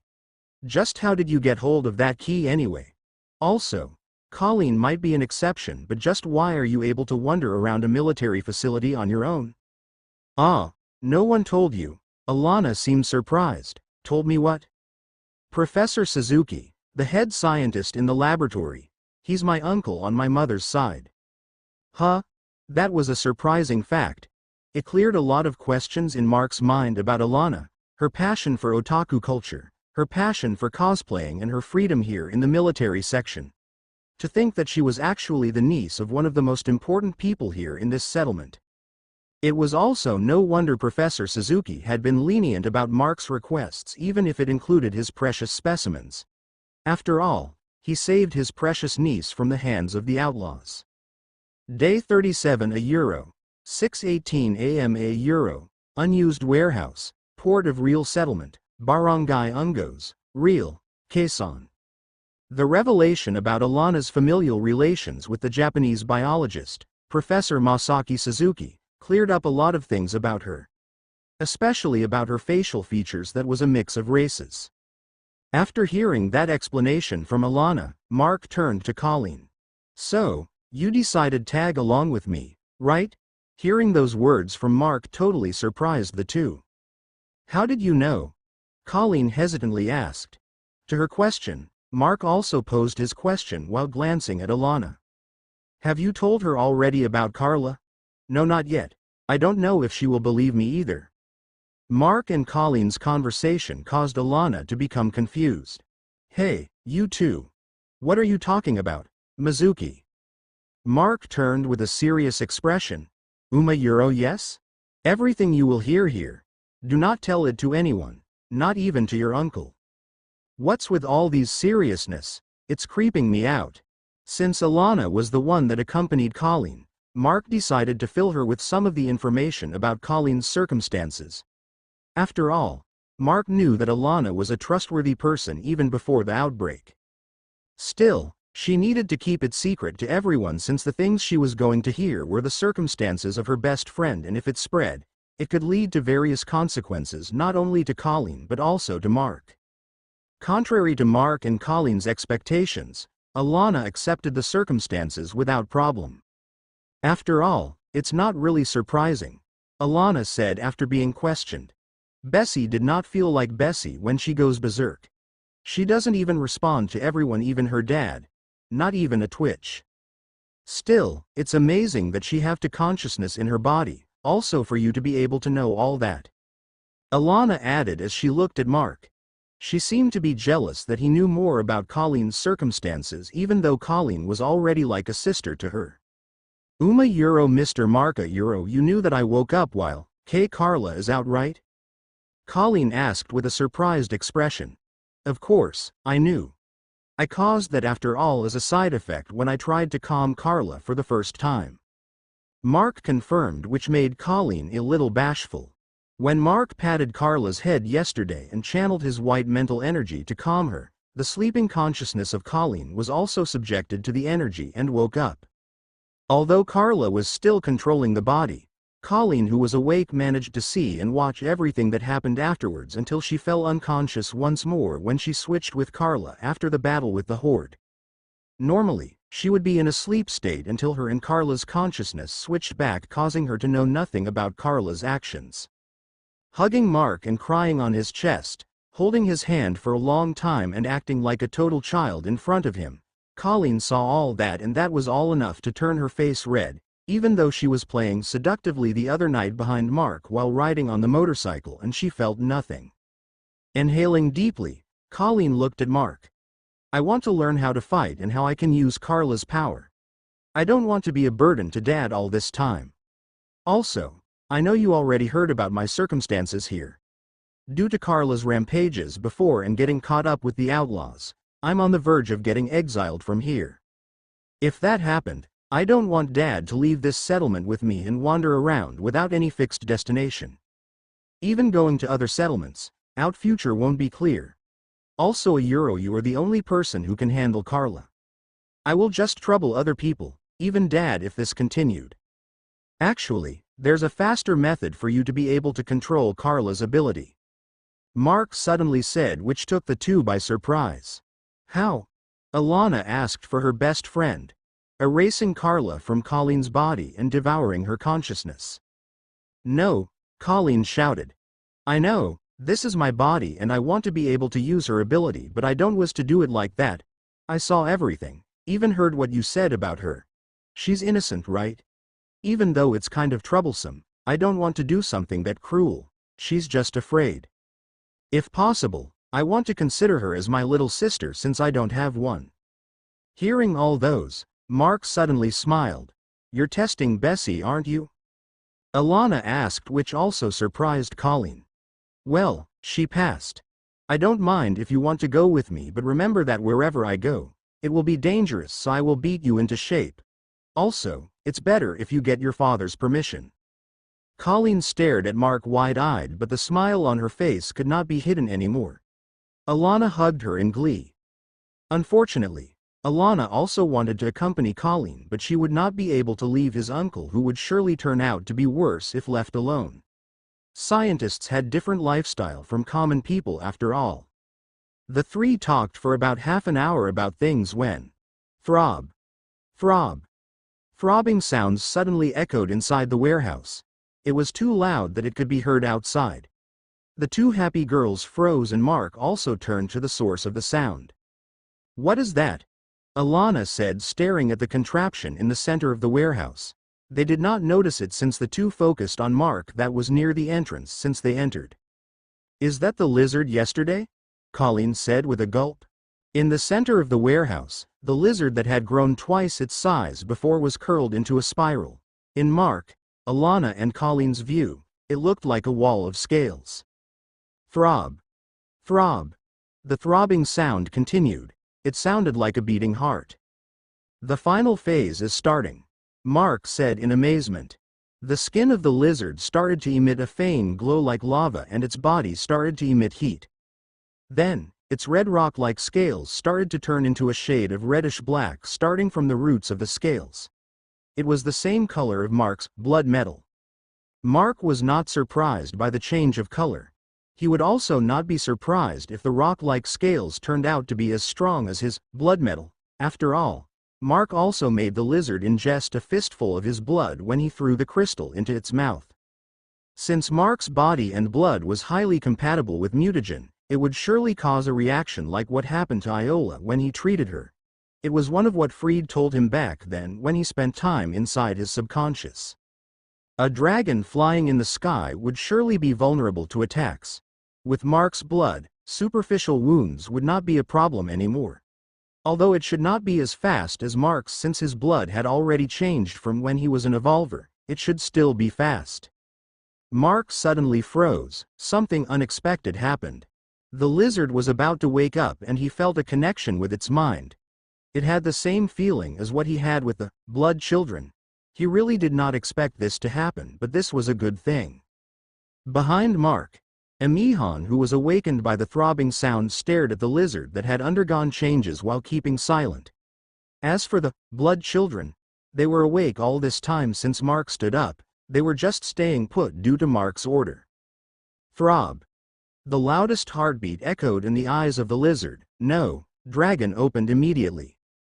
Inside the warehouse, the dragon with a body larger than a saltwater crocodile slowly stood up on all fours. The reddish-black scales looked majestic and its body was more muscled than before. Two large bat-like wings opened widely, causing a gust of wind inside the warehouse. It raised its head and faced upwards. Ruah-rrrr. A roar reverberating across the whole settlement sounded early in the morning. Asterisk asterisk. What is happening? Professor Suzuki rushed out of the laboratory hearing that loud roar. Not only him but everyone in the settlement rushed out of their places while those outside started to run in panic. No one knew what was happening, but that roar would likely mean bad news for everyone. The soldiers immediately readied themselves for combat. Where did that roar come from? Professor Suzuki asked a soldier guarding outside the laboratory who seemed to be getting ready for the worst situation. Professor, we don't know yet, but it seems to come from the east. At the ocean? Most probably, Professor. But Thena Euro. Boom. A loud sound of roofing and concrete that collapsed echoed at the eastern side of the military section. Everyone froze and stared at the large figure that flew at the sky. A lizard with reddish-black scales almost twice the size of a saltwater crocodile flew up to the sky with its pair of bat-like wings that spanned about the same length of its body. Is that a dragon? Run away! Run away! Escape the area? Quick! Soldiers ready for sortie? Several screams echoed in the whole settlement after they saw the figure flying in the sky. There was no doubt that it looked like a dragon. No, it was really a dragon. No one would have expected that a creature in folklore, mythology and fantasy would suddenly appear in this settlement. On contrary to the people running away, Professor Suzuki followed the soldiers that were already running towards the place that the dragon originated. There was no doubt that these soldiers were ready to defend against the dragon even if they had to sacrifice themselves. The dragon, on the other hand, flew in circles, roaring and even breathing fire for who knows what reason. Reaching the eastern part of the port, the soldiers lined up in formation, wielding their guns and even rocket launchers. Men, aim! The officer on site shouted at the soldiers with rockets. Stop! Stop! Don't shoot! When two girls filled with dust on their bodies came running and frantically shouting at the soldiers. Seeing that one of the girls was Alana, Professor Suzuki also took command to stop the soldiers from shooting. As the head scientist in the settlement, he had the authority to command the soldiers to some extent. However, accidents happen at times. One of the running people bumped onto one of the soldiers aiming his RPG at the dragon in the sky. Since the soldier was quite nervous and was already waiting for the command to fire, his index finger was on the trigger. The soldier being bumped caused him to fire his rocket accidentally. Seeing the rocket that was launched prematurely, everyone paled. Alana and Colleen paled since they knew what that dragon was, while the soldiers paled because that preemptive rocket revealed which soldiers were the most dangerous. With some of the animals that evolved and gained intelligence that they encountered, a mishap like this caused the animals to pay attention to the most dangerous groups, which made it harder to kill the animals. As the rocket flew, however, it flew straight toward the dragon that seemed to be oblivious to it. It was very likely that it would hit. At that moment, Black wavy mist flew up towards the trajectory of the rocket and a human figure appeared before it. The figure that was wielding a katana slashed the rocket into two and vanished, leaving the flame and smoke of the explosion. The soldiers dismayed at the outcome of the rocket and thought that the person was also an enemy since they could not recognize him due to the distance. But Thena Euro the man appeared in front of the dragon and unleashed a downwards rolling kick on its face. Due to the force of the kick and to an unknown factor, the dragon fell down on a nose dive. The dragon fell in front of the soldiers and the man that turned into mist followed after. A dragon falling onto the concrete caused quite an impact and dust flew everywhere. Everyone then heard an angry voice in the midst of the dust. "Just who told you to show off? Huh? Bam! Look at the ruckus you made. Bam! You need to learn to behave. Bam!" The dust subsided and everyone was dumbfounded. In front of them, they saw Mark, who was also covered in dust, beating the dragon that was afraid to move with his spear. Day 37 a Euro, 6:59 am a Euro, Military Section, Port of Real Settlement, Barangay Ungos, Real, Quezon. Ignoring the gallery and the dust all over his body, Mark's chest heaved heavily as he finally stopped hitting the oversized lizard that had already turned into a dragon. This had been the first time that he felt really angry in years. Mark was satisfied with the result and the dragon's appearance turned out something good. Encountering the outlaws and getting hold of Drake's ability as a mutator gave him quite the expectations to look forward to. With the dragon finally finishing its mutation, the only thing left was for Colleen to settle her business here in the settlement and they could leave with the dragon while concealing themselves with optical camouflage, using the photokinesis mental crystal. Although since he needed to cover quite a large area with the camouflage due to the large size of the dragon and it would deplete the energy faster, it should be enough to leave the settlement undetected.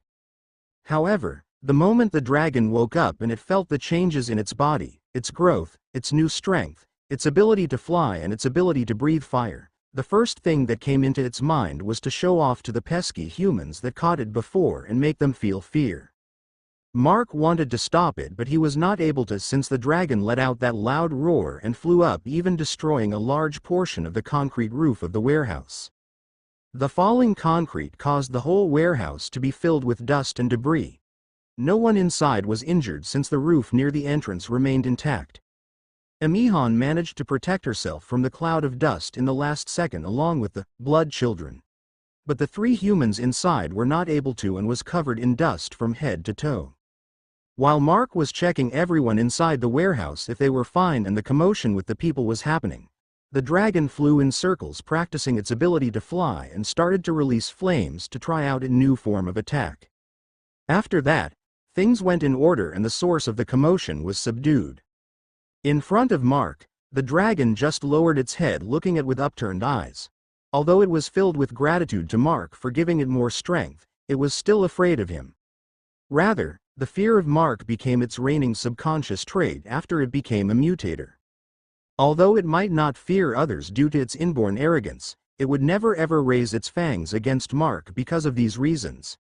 Even though it did not think that what it did was wrong, it could only lower its head while accepting its master's anger. That was also one of the reasons Mark was satisfied with having a loyal pet even if it was ruled by fear, but its arrogance and boastfulness needed to be subdued. Now that the dragon had been exposed to everyone in the settlement, it would not be hard for them to deduce many things even if Mark did not say anything. Well, Mark had no plans of revealing anything more than what was already revealed no matter what. Soon, the general and his entourage came at the scene. Hearing about what happened from the soldiers on the scene, General Faustino could only pinch the bridge of his nose as he ordered everyone unneeded at the scene to disperse.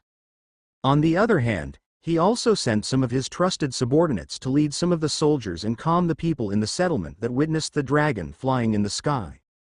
"Mark, can you tell us what is going on?" General Faustino asked. Of course, everyone was wary about the dragon in front and as such, the general asked quite a distance away. "I'm sorry for the ruckus. It's just this guy is still not trained enough." Mark replied and tapped the end of his spear above the nose of the dragon. Of course that was not what the general wanted to know, but for sure, Mark would not tell them anything and they would not be able to make him talk either. Is this perhaps? Someone muttered as the person started to approach Mark and the dragon with great fervor on his face. Professor, it's dangerous. One of the soldiers tried to stop Professor Suzuki from approaching, but the soldier was also afraid to get near the dragon and did not manage to catch the professor. Don't try to touch it. If you suddenly become a roasted human, don't blame anything to me. Mark said with nonchalance, which made the professor snap out of his fervor. Mark, tell me the truth. This is the lizard we gave you last night, am I right? I won't be able to mistake it, I'm sure. Hearing those words shocked the general once more because of several reasons. He already learned about how Mark tamed the lizard from the report he received, which was already unbelievable, but in one night, the lizard became a ferocious dragon from the legends. That lizard had been in the laboratory for already 2 weeks and nothing of this sort happened. It was obvious that Mark had a hand on it, and with how the dragon was behaving in front of Mark, there was no doubt that even if the dragon lost control for a bit and caused quite a commotion, it was tamed by him. However, they would not be able to get their hands on the information and there was no way for them to tie Mark into their settlement. There was a lot to regret about this. At the side, Alana could only slap her forehead seeing her uncle like that in front of Mark. It was obvious in Professor Suzuki's face that he would not be able to hold back and wanted to touch the dragon. Fortunately, Mark stopped him. Mark, on the other hand, was satisfied with the actions and emotions that he could feel from the general. Although his existence was a very valuable asset, they did not want to offend him in any way. Being strong and being capable of doing things that others were not able to do have its merits in the time of the apocalypse. Fortunately, the situation was settled peacefully. Mark wanted to compensate for the half-demolished warehouse as a formality, but General Faustino denied it.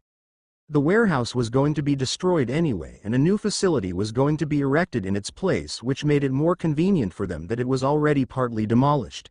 The work they needed to do was lessened somehow. It took time to calm the populace, but they settled down after being informed that it was an experiment from the laboratory and it was a tamed animal. That explanation brought 2 benefits to the settlement and Mark. Since that was the information the military circulated, people would think that the settlement had a card in hand and the actions of the enemies would be limited, while the information circulated did not include Mark's name, hiding the fact in his involvement in this. Of course, the general issued an information lockdown on every witness to what happened in the military section that morning. ********Day 37 a euro. 9:03 a.m. a euro, military section, Port of Real Settlement, Barangay Ungos, Real, Quezon. What do you want to talk about? Major Alfonso Bautista asked Colleen as the two sat on the table eating their breakfast. Dad, I want to ask for permission. I want to follow Mr. Mark when he leaves. Colleen said, and she then told her reasons while hiding the fact that she had 2 different consciousnesses residing in her body. To Colleen's words, her father sighed, but there was no surprise or anger about her decision, which in turn surprised her. It's fine, Major Bautista said to his daughter with a bitter smile. Dad, you're okay with this? You will not stop me? Colleen asked in surprise. You think I didn't notice that you have something in your mind last night? I already expected it to be something like this. If you already decided, I'll support you. I'm not some evil father that will restrict my daughter just because I wanted to keep you by my side. Besides, I'm really not worried that Mark will mistreat you unless you do something really bad. Dad. Colleen left her seat and gave her father a sweet hug with tears on the corner of her eyes. Major Bautista returned the embrace. His daughter wanted to improve herself, and it was a better decision not only for her but for a lot of people in the settlement. Even if he did not want to admit it, many people had been injured during Colleen's berserk periods, and if Mark left, there would be no one to contain her anymore, and the time that she would be exiled would be nearer. Besides, he already observed Mark since he met him.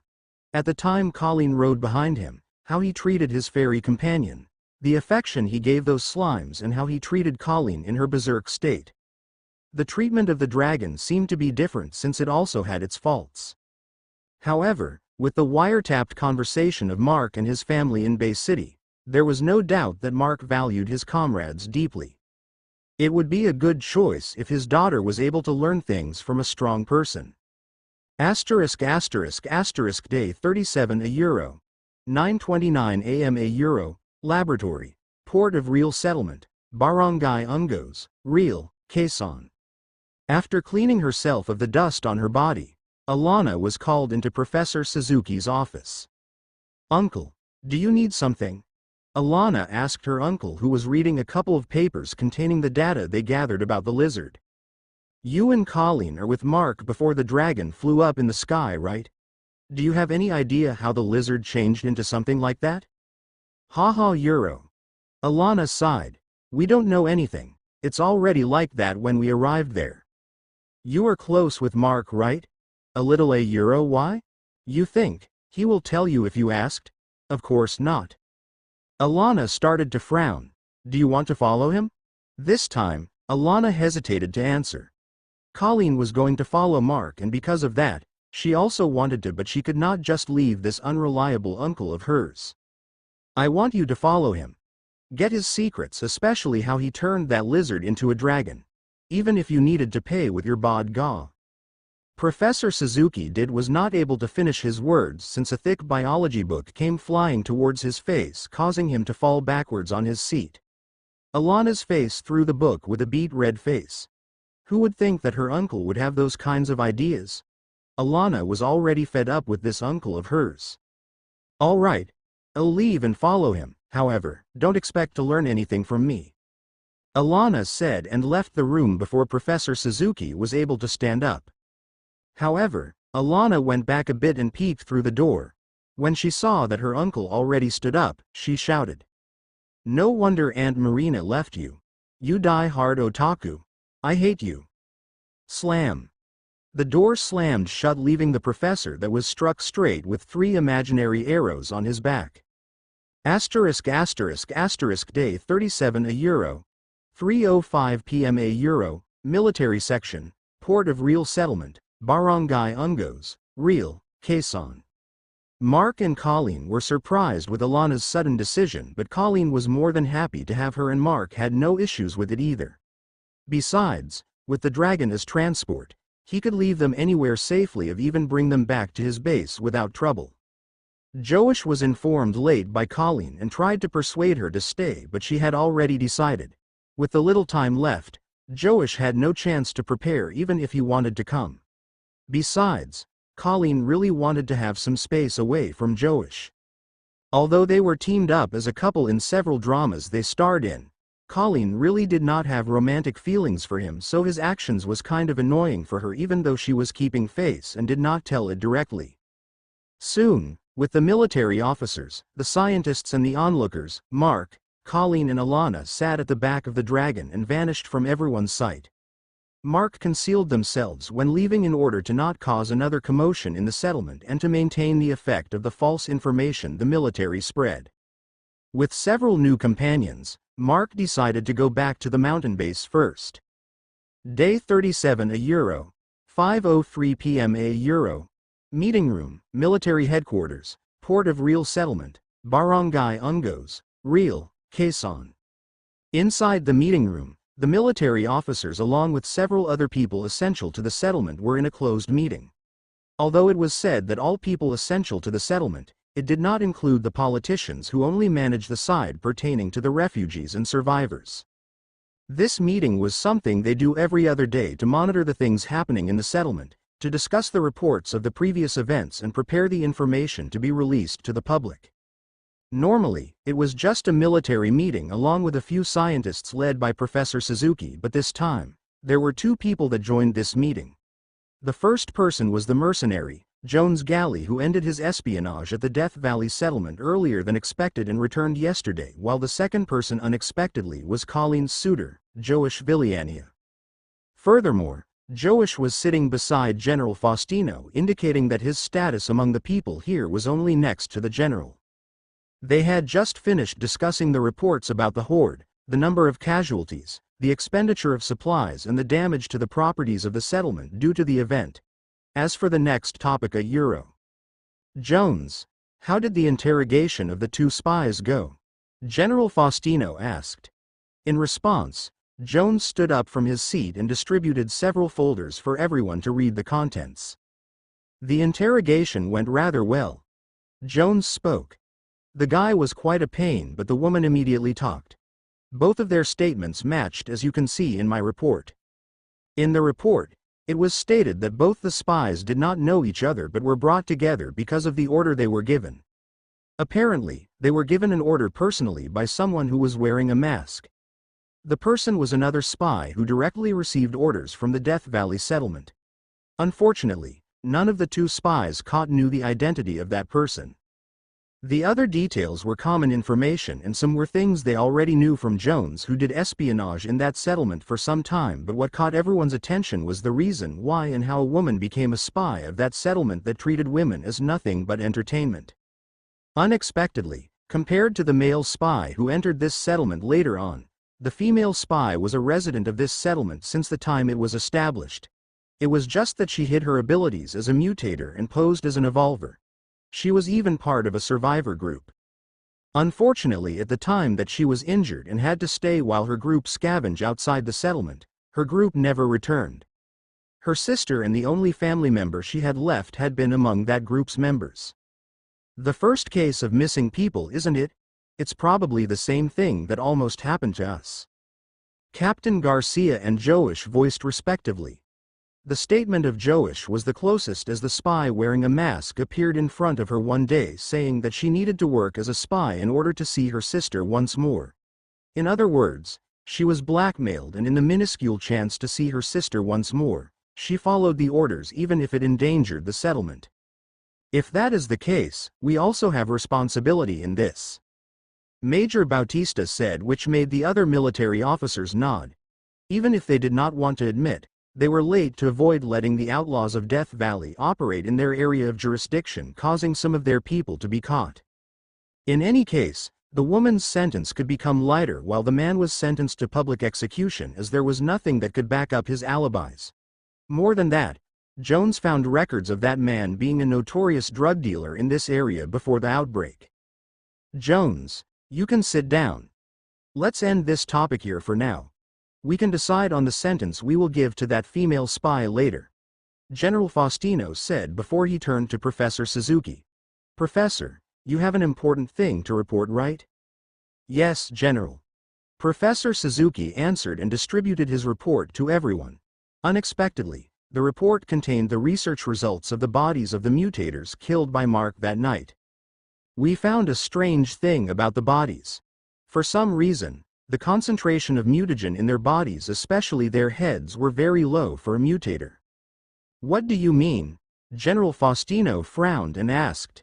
What I meant, General, is that those people supposed to be mutators, am I correct? However, the concentration of mutagen in their bodies was very low, that it looked like that they were nothing more than dead Z-types, furthermore the common ones. It was like they were stripped off their abilities. How did that happen? Even Captain Garcia could not help but ask. We don't know either, but we have an assumption, Professor Suzuki said, making everyone listen closely. Mark surely had something to do with this. Do you all remember the ability of Drake? It was something like dragonification. I saw it firsthand, Jones said before he froze. Not only him but everyone inside the meeting room froze. I think everyone here realized what I am pointing to. Drake's ability in that dragon. Even if we have no way to confirm, it was safe to assume that Mark can strip a mutator of his ability and transfer it to someone else. That's a euro. Everyone fell silent. A plethora of thoughts were present in their minds. Uncle Alfonso, is it really safe to leave Colleen to someone like that? What if he does the same and kill her to gain her ability? Joish said to Major Bautista, but it was Professor Suzuki that answered him. Mr. Villania, that's a personal matter to be discussed here. As if you're one to talk, you also pushed Alana into following him, right? Joish almost bellowed. Joish, stop it. General Faustino said in a stern tone. Although your family was the ones that funded the establishment of this settlement, you have no right to dictate people in their personal matters. Your father left you to me, so you have to behave. Yes, General. Joish was obviously still unsettled, but he shut his mouth. Besides, Why are you two contradicting with Mark anyway? It is very likely that you and Mark will likely become relatives in the future, so be sure to settle your thoughts. General, what do you mean? Not only Joash and everyone became wide-eyed due to that information. Major Bautista then slapped his forehead in realization and spoke. Mark's current lover supposed to be your cousin. What? Mark is a man and I only have one female cousin of age in my mother's side. HAAH. No way. No way. That can't be true. The topic about Mark was set aside for a while until Joash finally managed to calm down. Day 37 €. 5:39 p.m. €. Mountain Range. Real, Quezon. I never really thought that I will be able to ride on a dragon. It's like a dream. Alana said as she sat on the back of the dragon with Colleen and Mark. Just how many times did you say that already? Colleen giggled, but her face also looked excited despite the fact that they had been riding the dragon for quite a while already. It had been more than 2 hours already after they left the settlement. Normally, they should have arrived at the mountain base already, but Mark made several stops every time he saw something interesting below. If he saw fruit-bearing trees, they would land. If he saw some interesting establishments, they would land, and if Mark saw a rather strange infected or animal below, he would land. Right now, aside from several bags that contained things Mark traded with Mutagen stone from the settlement before they left, he also collected a sack of loot from their stops. The sack contained mostly saplings, fruits, vegetables and vines that could be planted, along with several things that interested him. Of course, Mark did not forget the house with enlarged sweet potatoes. They were heading that way right now while flying over the smaller mountain range. The Marikina Infanta Highway was already in sight from their current position. Amihan, you still fine? Yup. No worries. I will shield everyone from the strong winds until we make it back home. Mark asked Amihan on his shoulder and received quite an assuring reply. He then turned at the front and tapped the neck of the dragon they were riding. Chaflar, land there. He pointed at the highway in front of a house and received a rather timid roar. Raa. Chaflar, it was the name Mark gave the dragon he created. It was the combination of the letters in the words chaos and flare. The name was not bad in Mark's view, and Alana also agreed. It was also the same composition of monster names in a certain game. They ignored Colleen since she was giving name suggestions that could be lined with cat and dog names. She did not have the naming sense of Oedicus. After gathering more than a dozen oversized sweet potatoes and a lot of vines to plant, they set off to continue their travel. Flying near the river, Mark ordered Chaflar to fly low. He wanted to see if he would be able to have another lucky encounter with a stray bloodchild, but he was disappointed. They saw some red residues on some parts of the river, but they were all dried up. Soon, they arrived at the part of the Ungos River Mark and Amihan recognized. They then left the river and flew northwest, following the direction of the familiar steep mountain peak that could be seen back in the village before the base was established. Finally, they saw the base. That's your base? Alana asked with amazement while Colleen only stared down at the base. They never thought that Mark was able to establish a safe place in the middle of the dangerous mountains. Not to mention that the base looked amazing with those black sturdily-looking walls. Not different from the two girls, Mark and Amihan watched the base as they flew closer and closer. The metal walls were no different from before, but atop the walls, several structures like watchtowers were already built. Unexpectedly, the foundation, walls and the roofs of the small watchtowers were also made of blood metal. Mark, are those tents part of your base? Alana asked since she saw half a dozen tents quite a distance from the gate outside the base. This made Mark frown. Although there were also new and unfinished structures inside the base, there was still a lot of space to build on. For sure, those tents were not the work of anyone from his base. It seemed that people managed to find their way to the base, and Nicole and Haley that were left in charge of the base did a good job not to let them in without his permission. Mark then noticed that there were people outside scrambling away while a few people climbed up the walls seemingly ready for battle. He expected this already, since seeing a dragon fly towards your base would surely intimidate everyone. However, the expected rain of arrow-sized needles did not come. Ring GGGGG. He froze. The blood children inside his bag were the same. With his enhanced sight from being his second level of evolution, Mark saw a strange thing running atop the walls towards his direction.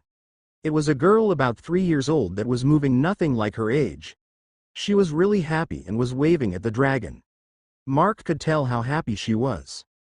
How? Because her thoughts were connected with Mark and she was calling him with a very happy voice. Inside his mind, he heard, "Father, day 37 Euro, 4:01 p.m. Euro, Mountain Base, Mount Malabito, General Nakar, Quezon."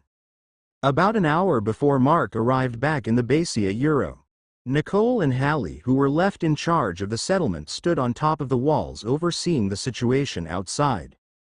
This was the third day after Mark left, and two important events happened that could not be handled carelessly by the two of them. Move over. Both events happened the day that Mark left. First was the strange event with Miracle, who fortunately had woken up, while the second was the arrival of a group of people who gambled to traverse the mountains to escape away from the city. When noon arrived after Mark left the base, Nicole was playing with the blood children when she found out that Miracle was already. She did not know when she exactly woke up because she did not make any sound or movements.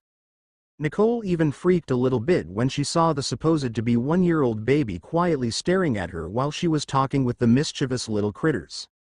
Nicole carefully approached and lifted the baby up, and she did not make any movements but just stared at Nicole in a manner that should not be present in an infant. Considering that Mark already told them that even though the blood children were newly born, their mentality was close to 2-year-old children, which was why Nicole ignored the strange behavior of the baby girl and carried her out to show her to the others, with the exception of Ed and Ron, that was unconscious after taking in the crystals that Mark gave them. When everyone was happy that the sleeping cutie had already woken up, the baby in question was just staring at everyone, obviously observing them. Afterwards, the normal routine was made for the blood children. They did not need to eat and only needed to absorb blood at least once a day, with the exception of Miracle that was asleep. Miracle was not drinking the milk they prepared, so they thought that she was still a blood child, and brought her to at the chambers where Mark kept the biters he captured from the barrio. They were correct, and Miracle extended several flesh tentacles towards the biters to absorb their blood. Unexpectedly, they lost control of the situation and Miracle totally dried up 3 biters of their blood. The biters ended up turning them into eaters after they died of literal blood loss. Since eaters were dead and would not replenish their blood, Jolene had no choice but to kill them. Since it already happened, all that they could do was to capture other infected to replace the 3 that died. After that event, Miracle fell asleep for the whole night and the next day. That night was a sleepless night and a worrisome day for the girls. A strange thing happened to Miracle and her body started growing. Her growth was witnessed by the 4 girls, and her growth only stopped near sunset yesterday. At that time, she already looked like a 3-year-old girl. The most surprising thing was that she started to speak. The first words she said was a question. "Where is father?" It dumbfounded the 4 girls, who lacked sleep and rest. They did not know what to do with the strange child anymore. Still, it seemed she still needed blood, and fortunately, the incident previously did not repeat anymore and Miracle did not grow incredulously once more. As for the survivors, they arrived about 2.5 hours before sunset yesterday. It was really not surprising since Hallie and everyone in their group managed to get here and luckily meet Mark. If they were able to, it could be the same to other people. The surprising thing, however, was that 4 of the people in the group that arrived were among the people that they left in the hotel. It became harder to not let them into the base because of that, and one of those 4 was a close acquaintance of Huey. However, this was Mark's base and they had no reason to let other people in without his consent.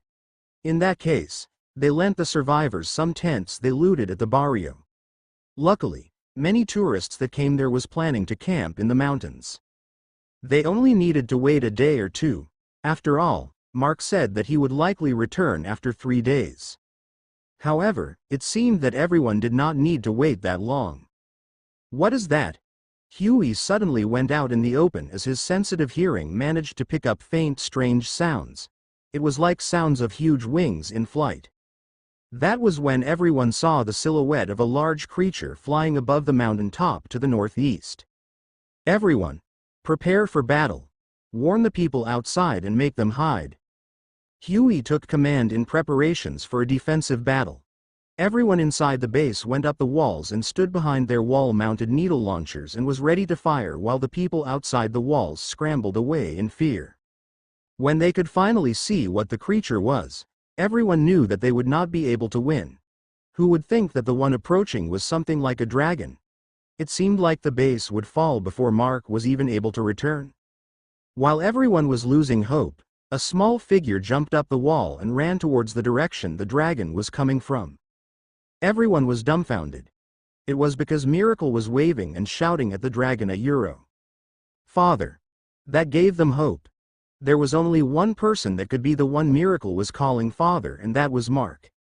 If she was shouting at the dragon like a child welcoming her father that had gone home from work, it was likely that the dragon was an ally. They were not mistaken with that. The dragon did not initiate any battle and landed outside the gates of the base.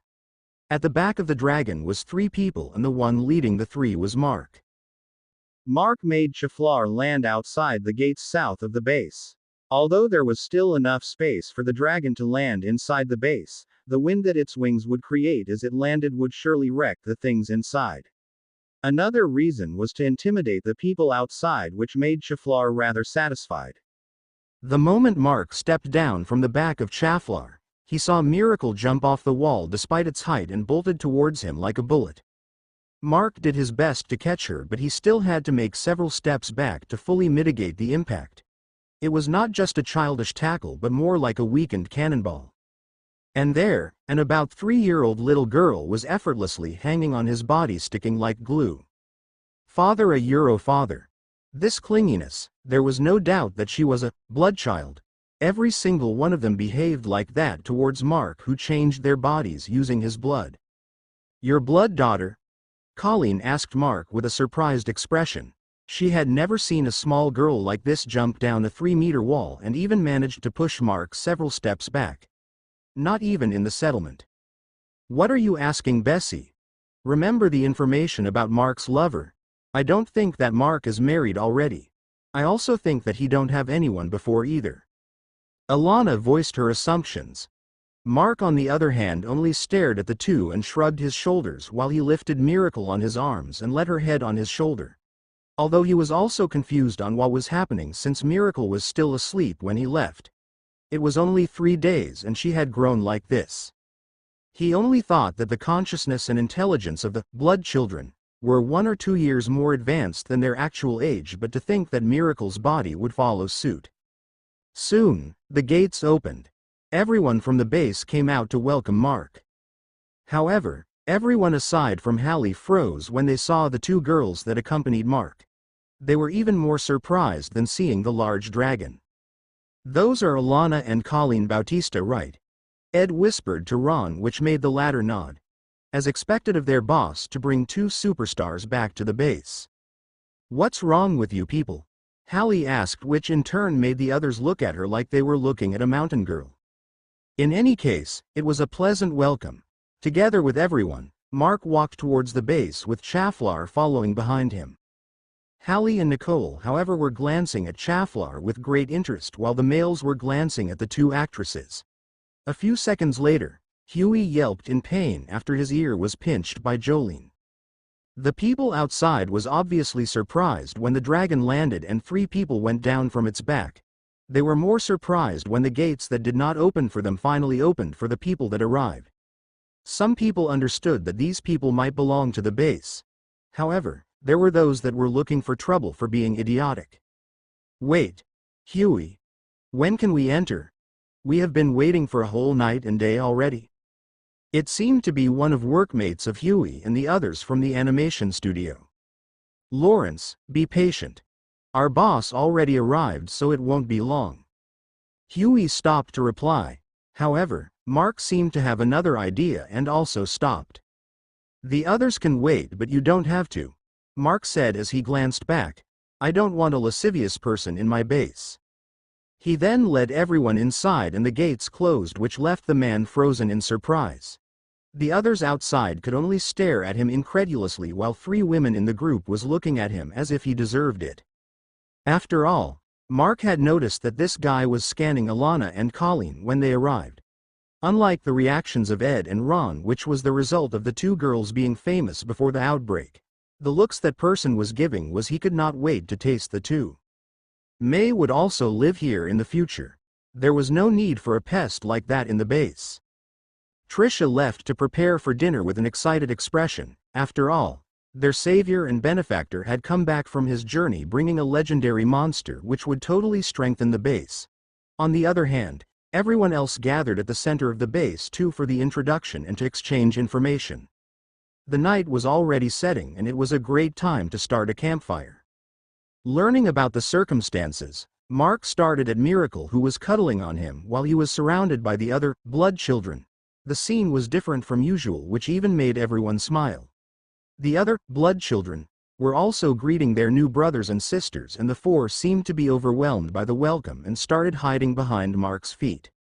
Since everyone still had things to do like keeping watch for the night and the night also got a bit late, everyone decided to continue everything. Alana and Colleen were decided to sleep at the women's quarters. Mark on the other hand brought a Mihan together with the blood children that were all clinging on his body. Right now, he looked like he was wearing some slime armor which made the others giggle every time they looked at him. Mark was not disturbed, however. It was the way that these children were showing their affection.